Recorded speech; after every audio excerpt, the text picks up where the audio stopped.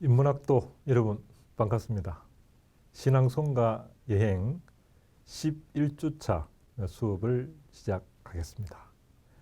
우리는 시낭송가 여행이라는 과목, 또 주제를 가지고 11주차를 달려왔습니다.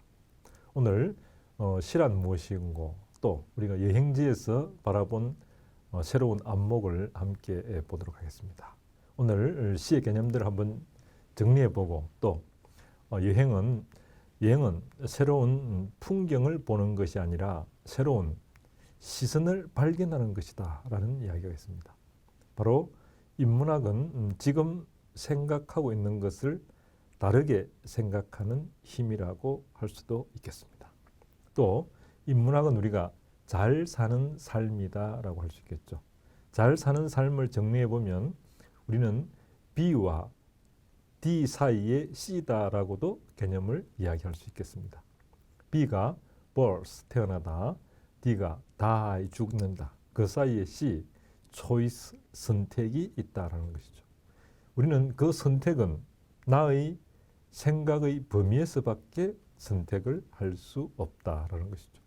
그래서 나의 생각의 범위를 넓혀가는 것이 인문 정신이다. 이렇게도 우리가 이야기할 수 있겠습니다.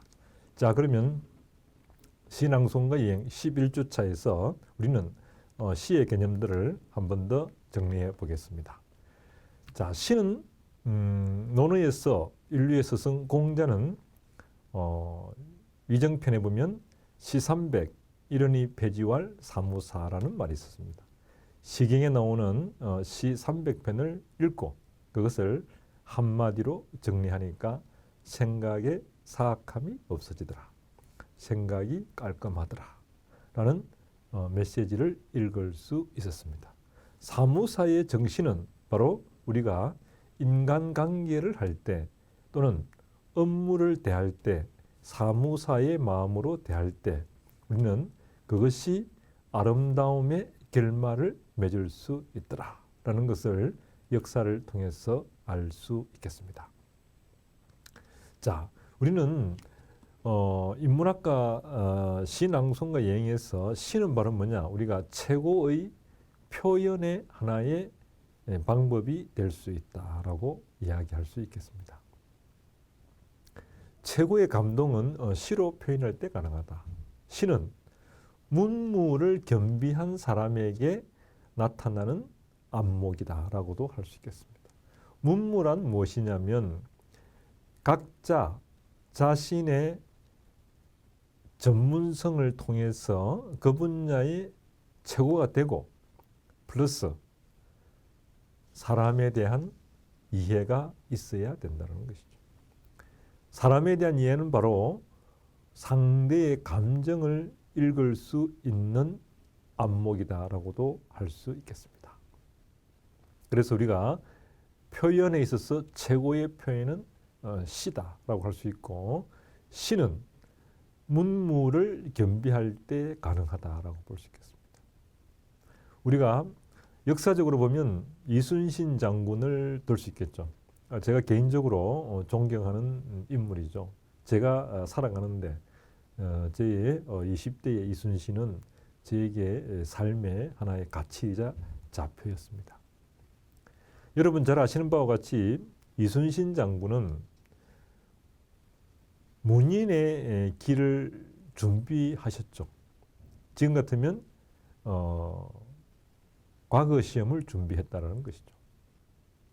그러나 아마 장인어른이 이제 장수이기 때문에 그 당시 조선의 조정은 정치가 작동되지 않는 상황이었죠.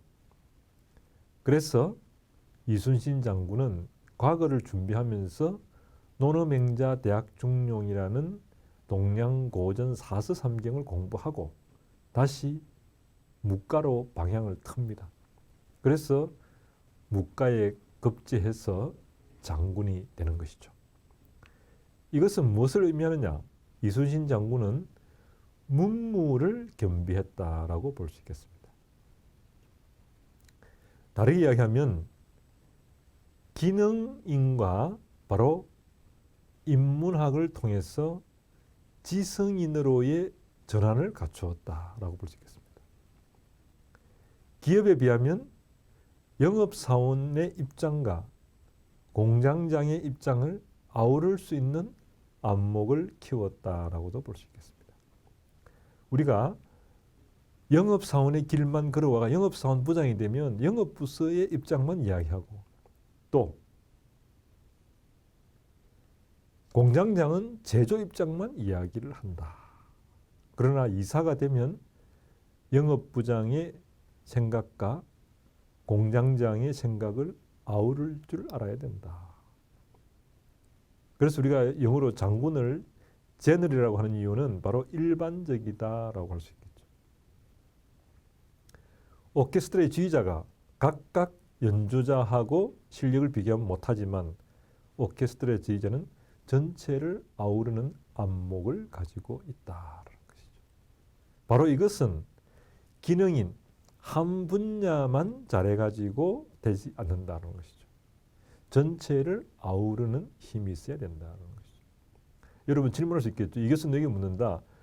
나는 한 분야만 잘하고 살아가면 되는데 무슨 전체를 아우르는 안목이 필요하느냐? 답변하시오.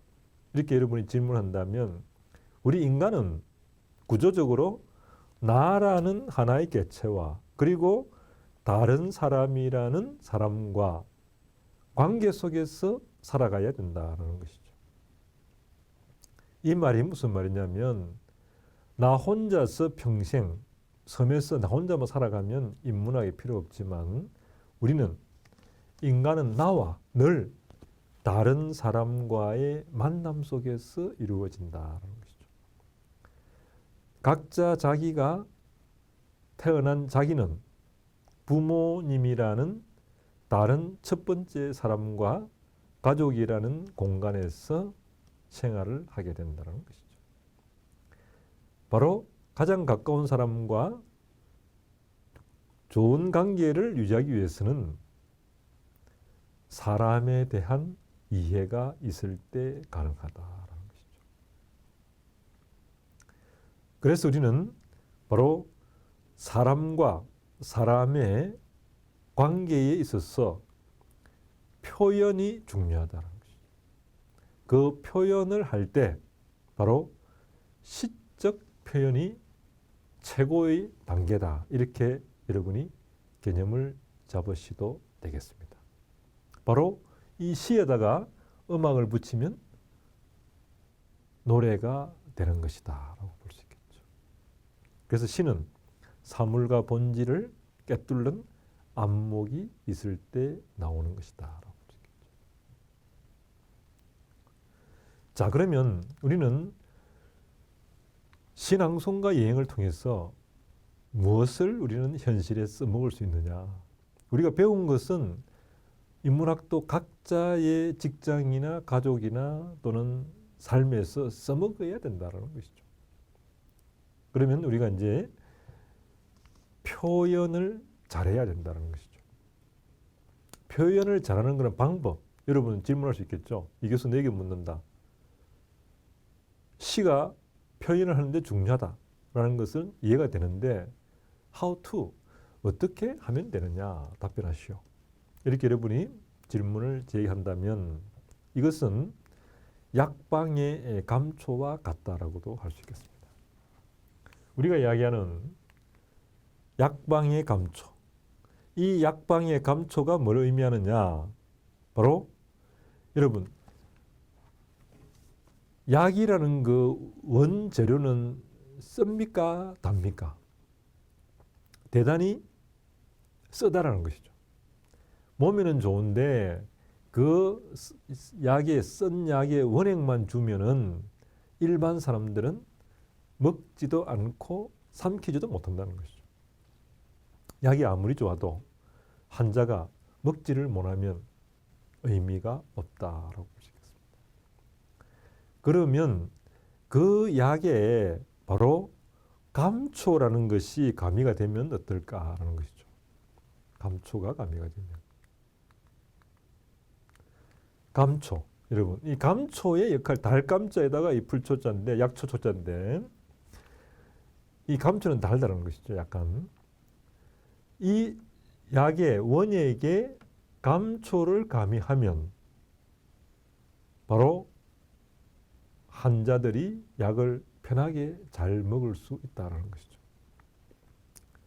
그리고 이 감초는 뭐냐? 감초의 역할은 또 몸에도 좋다는 것이죠. 그래서 우리가 약방에 감초다라는 말이 있죠. 인문학은 바로 이 감초의 역할도 읽을 줄 아는 안목이 있어야 되겠다라는 것이죠. 이 말은 무슨 말이냐면 우리가 직장에서나 가족과의 대화를 할 때 옳은 말을 있는 그대로 표현한다는 것은 한의사에 비하면 환자에게 약만 처방한다는 것이죠. 몸에 좋으니까 먹으라는 거죠. 그러나 이 몸은 그 쓴 게 잘 먹혀지지가 않는다라는 것이죠. 따라서 한의사가 약을 처방할 때 플러스 뭘 가미하느냐? 감초를 가미해가 주면 약을 순화시키는 역할을 한다라는 것이죠. 이 말은 우리가 가장 옳은 말을 기분 좋게 하는 것과 같다라고도 할 수 있겠습니다. 옳은 말을 그대로 전달해 본다는 것은 한의사에 비하면 약만 전달한다는 것이다. 여기에 감초를 가미하는 것은 우리가 옳은 말을 기분 좋게 하는 것이다 라고 할 수 있겠습니다. 그러면 우리가 말을 할 때 옳은 말을 기분 좋게 하는 것, 이것은 바로 뭐냐? 유머를 가미하는 것과도 맥을 같이 한다라고 볼 수 있겠습니다. 가장 어려운 순간에 여러분 유머로서 표현할 수 있는 것 또는 시로서 표현할 수 있다는 것. 시는 바로 은유와 그리고 또 비유를 통해서 표현하는 것이다 라고 할 수 있겠죠. 그래서 더 은은함을 느낄 수 있고 두 번 생각하면 더 큰 감동으로 다가오는 것이 시의 표현이다 라고 할 수 있겠습니다. 바로 시는 사물의 본질을 이야기할 때 표현할 수 있다. 시는 바로 최고의 감동의 표현이다. 이렇게도 이해할 수 있겠습니다. 그렇게 된다면 우리는 말 잘하는 사람이 아니라 바로 잘 말하는 사람이 될 수 있다는 것이죠. 우리는 말 잘하는 사람이 아니라 잘 말하는 사람이 되어야 된다. 잘 말하는 사람이 바로 최고의 표현이다라고 할 수 있겠죠.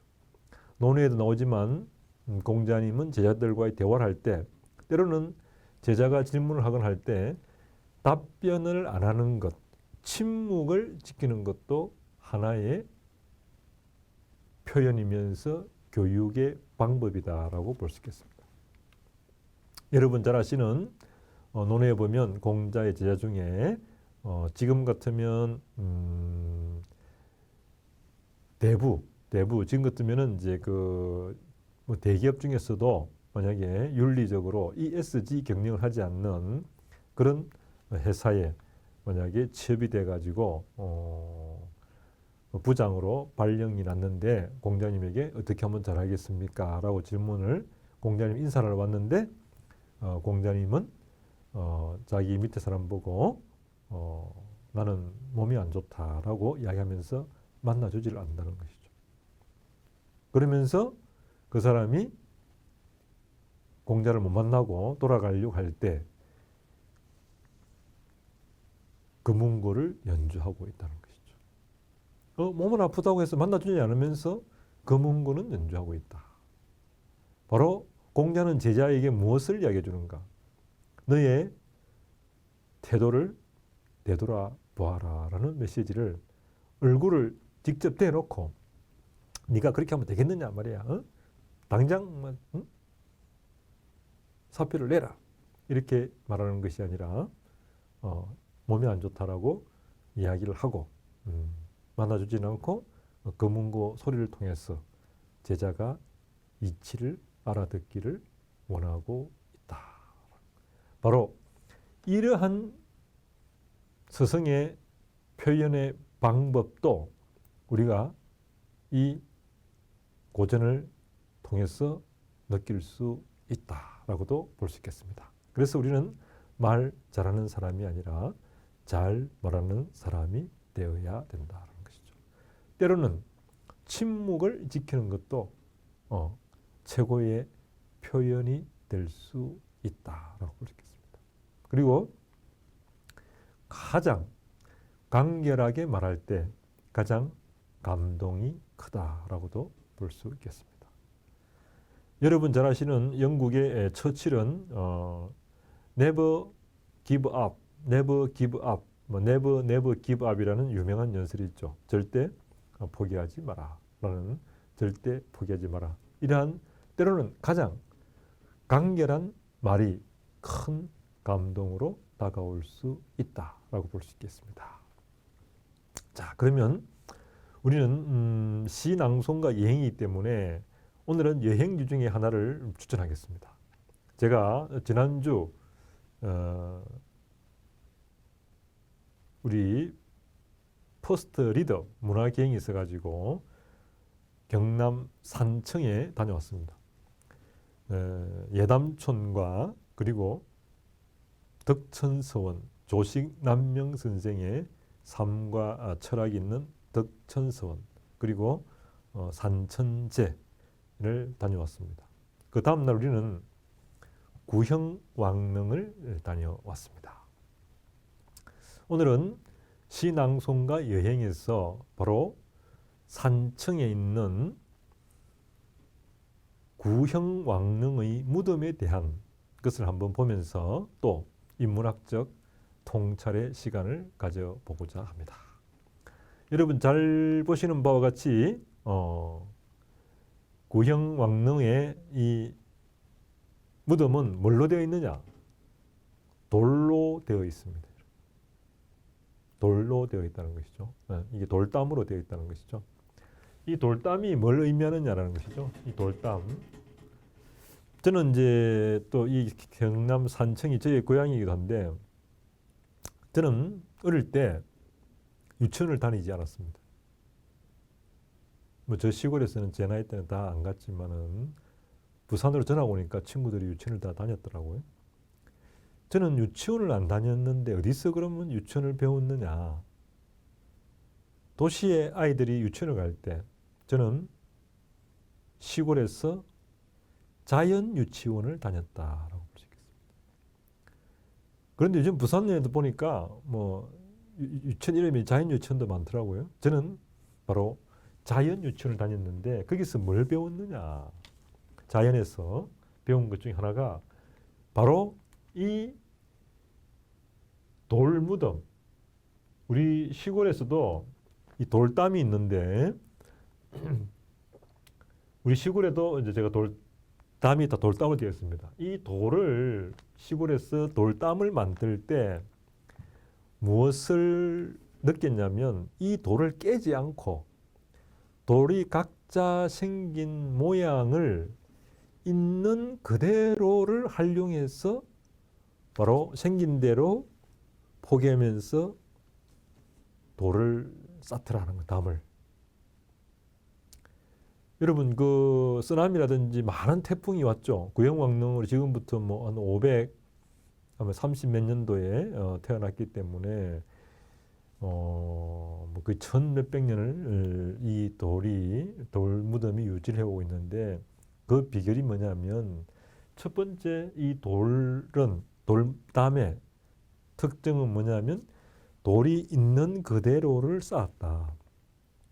이걸 다르게 이야기하면, 사람이 비유하자면 사람은 각자 타고나는 재능이 다르다. 얼굴이 다르듯이 타고나는 재능이 다르다는 것이죠. 실패라는 것은 없고, 어떤 사람은 자기 재능을 빨리 발견했고, 손흥민은 축구를 발견하고 김연애는 스케이팅을 발견했다는 것이죠. 그러면 나는 나의 타고난 재능을 발견한 사람도 있고, 또 발견해 가는 과정일 뿐이지 실패란 없다라고 할 수 있겠습니다. 그 중에 우리 인문학도는 바로 인문학과 인연이 되었다는 것은 어마어마한 일이다라고 볼 수 있겠죠. 왜냐? 자기 전공 분야에서 그 분야만 공부하면 최고가 되고 돈은 많이 벌지 모르지만 우리 삶에 있어서 다른 사람의 감정을 이해하는 안목을 가질 수는 없다라고 볼 수 있겠습니다. 그래서 이 돌담이 주는 메시지는 뭐냐면 첫 번째, 이 돌이 생긴 그대로의 모양을 존중하면서 돌담을 쌓았다. 다르게 얘기하면 각자의 재능에 맞는 인사를 배치하면 되겠다라는 것이죠. 바로 너는 왜 그래가 아니라 너는 너만의 타고난 재능이 있다라는 거죠. 성격이 꼼꼼한 사람은 회계라든지 또는 사무직이 맞을 수도 있고 또 활동적인 사람은 마케팅이라든지 이런 게 맞을 수 있다는 것이죠. 너는 왜 이걸 못해라가 아니라 너의 재능에 맞게끔 조직에서도 인사를 배치하는 것이 대단히 중요하다라는 것을 이 돌담에서 느낄 수 있다는 것이죠. 두 번째는 뭐냐? 이 돌담이 주는 메시지는 뭐냐면 이 돌담은 돌과 돌이 담을 쌓는데 중간에 약간의 공간이 있다라는 것이죠. 공간이 있다. 이 말은 무슨 말이냐면 바람이 불면 이 바람이 일부는 통과된다는 것이죠. 그래서 강한 바람이 와도 이 돌담은 무너지지가 않는다라는 것이죠. 왜? 약간의 공간이 있기 때문이다. 여백이 있기 때문이다.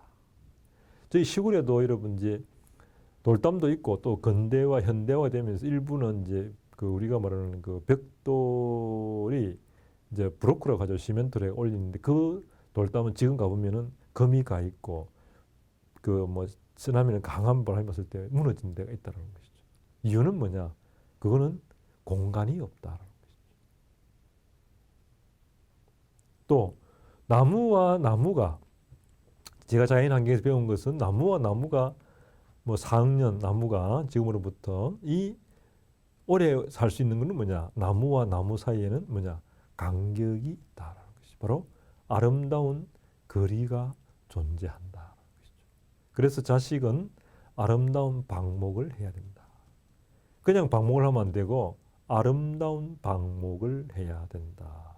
이렇게 볼 수 있겠습니다. 자, 그러면 우리는 이 돌담에서 첫째, 돌이 가지고 있는 특성을 깨지 않고 있는 그대로를 존중하면서 담을 쌓아갔다. 이것은 우리가 경영에서 인문 경영에서 사람을 만날 때 그 사람의 재능을 잘 보고 그 재능에 맞는 업무를 맡길 때 본인도 행복하고 조직도 행복하고 성과로 연결될 수 있다라는 것을 돌담에서 우리는 성찰의 메시지를 발견할 수 있다.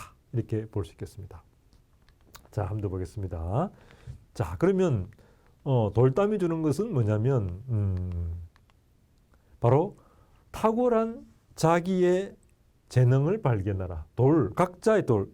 너는 잘났고 못났고가 아니라 약간 큰 돌도 있고 작은 돌이 있는데 쓰임새가 다르다. 각자의 탁월함에 맞는 직업을 가지면 된다. 두 번째, 바로 돌담에는 돌담과 돌담 사이에는 공간이 존재하더라. 아름다운 거리가 존재하더라. 바로 인간 같으면은 아름다운 거리가 필요하다. 자식은 아름다운 방목이 필요하다. 마지막 세 번째는 먼저죠. 화리. 화리라는 뭐냐?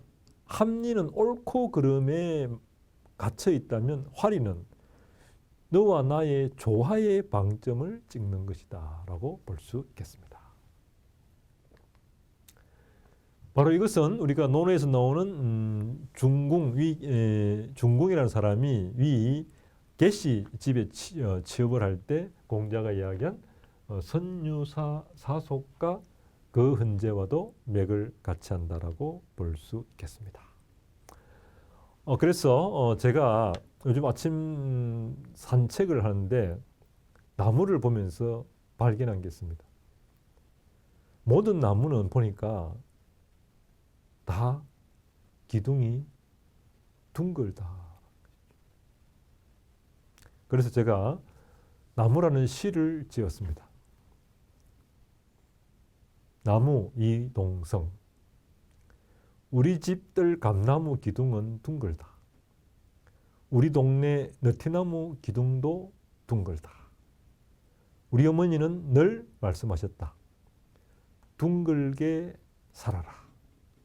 11주 시 낭송가 여행 수업을 마치겠습니다. 여러분 고맙습니다. 다음 시간에 뵙겠습니다.